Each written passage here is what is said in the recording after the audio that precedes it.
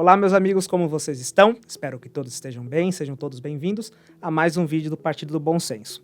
Como vocês podem lembrar, no vídeo que falamos se o Bolsonaro era ou não genocida, nós falamos um pouco sobre CPI, mas eu não dei a minha opinião. Então eu vou aproveitar esse vídeo para apresentar aqui para vocês alguns argumentos a favor e contrário à CPI que está em andamento hoje. Para que a gente possa desenvolver o assunto, é importante e de bom tom que a gente saiba exatamente o que quer dizer a sigla CPI.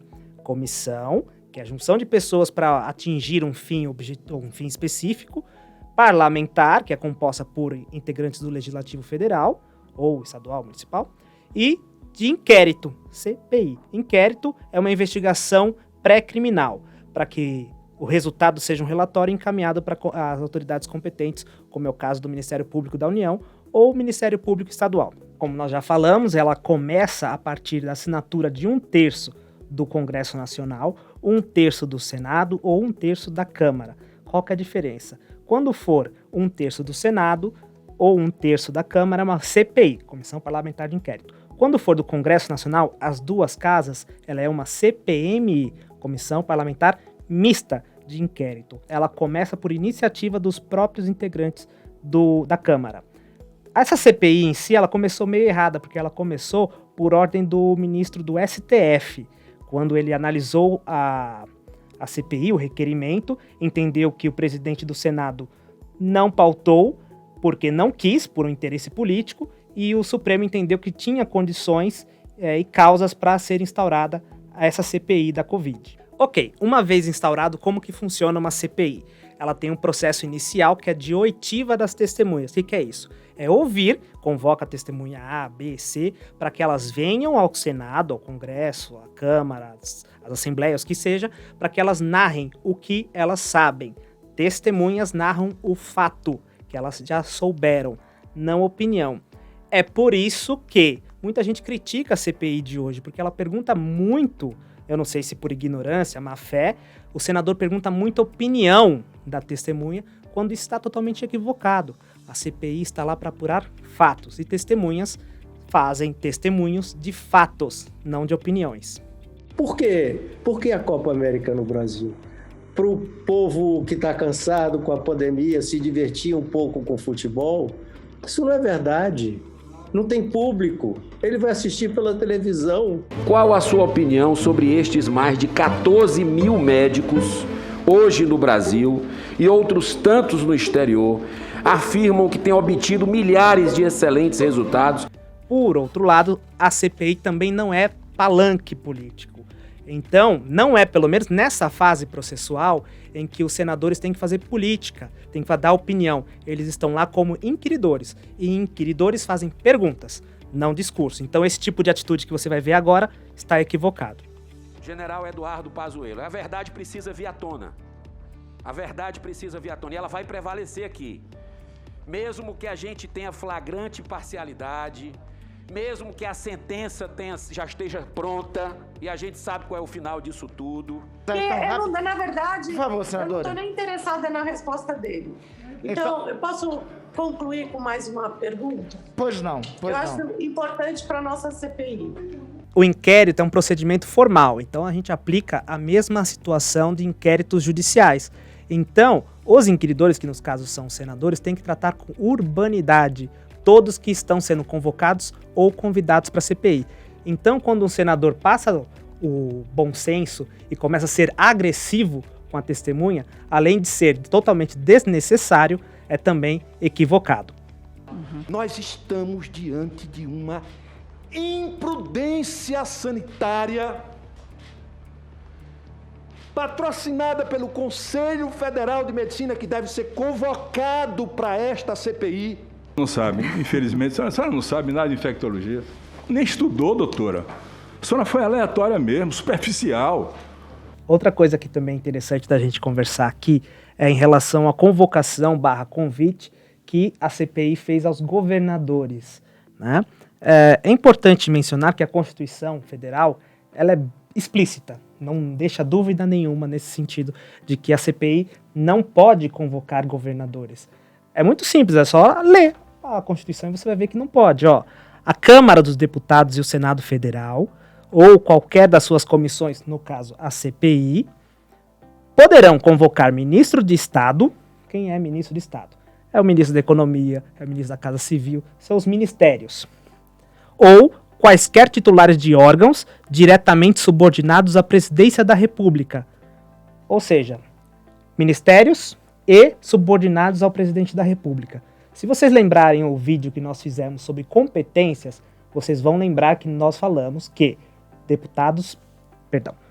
vocês vão lembrar que nós falamos que o presidente da República não é o chefe do governador. O governador não é o chefe do prefeito. Cada um é independente e tem a sua área de atuação. Logo, eles não são subordinados à presidência da República. Não sendo subordinados à presidência da República, não podem ser convocados pela CPI. Ora, Danilo, isso quer dizer que eles vão ficar imunes, isentos de qualquer responsabilidade? Não. É para isso que servem as assembleias estaduais. Lá tem deputados estaduais que têm essa função de investigar fatos que aconteçam e que surgem, por exemplo, maculem a imagem ou o trabalho do governador. Então, é muito estranho a CPI contrariar explicitamente o texto legal. Não é à toa que o relator da CPI, o senador Renan Calheiros, já disse que fez essa convocação porque se o STF permitir que essa convocação seja feita, ele convoca o presidente da República. Então o alvo dele com essa manobra é um pouco mais acima. Mas fazer o quê? Eu reafirmo o que disse. Acho que tem um impedimento para convocar. Não há impedimento para convidar, mas há um impedimento no âmbito do regimento do Senado e da Constituição para convocar.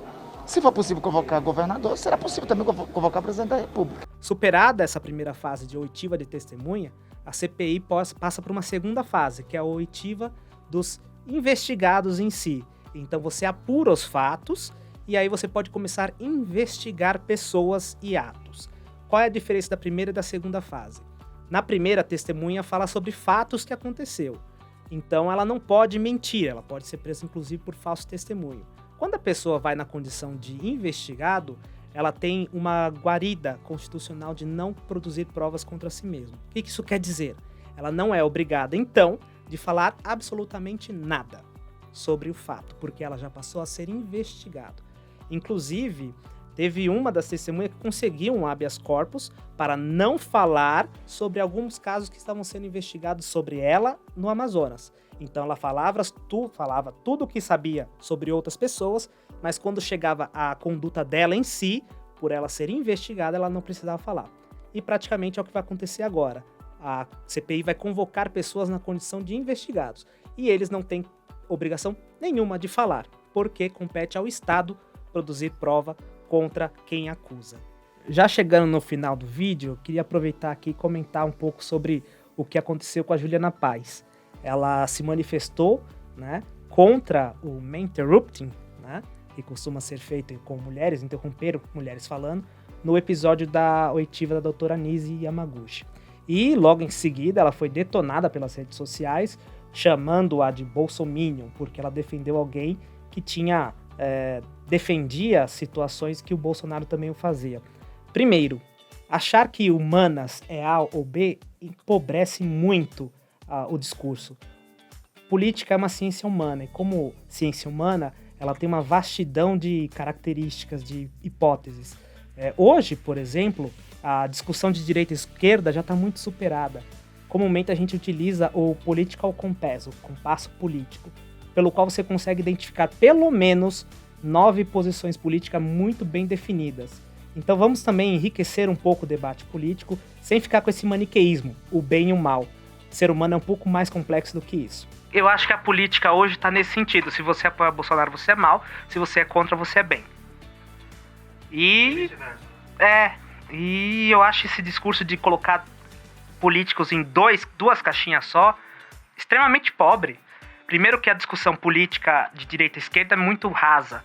Você não pode colocar as pessoas numa régua econômica. Ou interfere na economia ou não. Para você falar se a pessoa é de direita ou de esquerda. Hoje tá literalmente o seguinte: você é mal, então você é de direita. Tanto é que quando a pessoa fala que é de direita, fala que é de direita moderada. Porque se falar de direita, o pessoal já começa: nossa, Enquanto alguém falar que é de esquerda, tá tudo bem, né? Então tá errado, você não tem o bom e o mal, você tem interesses. E, por exemplo, eu e a Ava, a gente discorda em muitas coisas e concordamos em muitas coisas. E aí? A gente fica onde? Entendeu? Em que caixinha que a gente vai ficar? Direita ou esquerda? Não, ser humano, eu posso concordar contigo em relação a direitos civis e discordar em relação à economia. Bem, no final das contas, como nós já falamos em outras oportunidades, políticos politizam qualquer assunto, mas, na minha humilde opinião, já está passando um pouco do bom senso essa CPI e o andamento dela. Mas, de qualquer forma, eu queria ouvir vocês também. Quero provocá-los a falar sobre o que vocês acham da CPI, se vai dar em pizza ou não, se está investigando o certo ou está desviando o foco. Quero que vocês deixem aqui embaixo a sua opinião, lembrando sempre do bom senso e do respeito à opinião alheia. Quero convidá-los também a se inscrever no canal, ativar o sininho para não perder as notificações dos próximos vídeos, dar um curtir para a gente saber se a gente está indo da maneira certa ou não. E é isso. Até um próximo vídeo.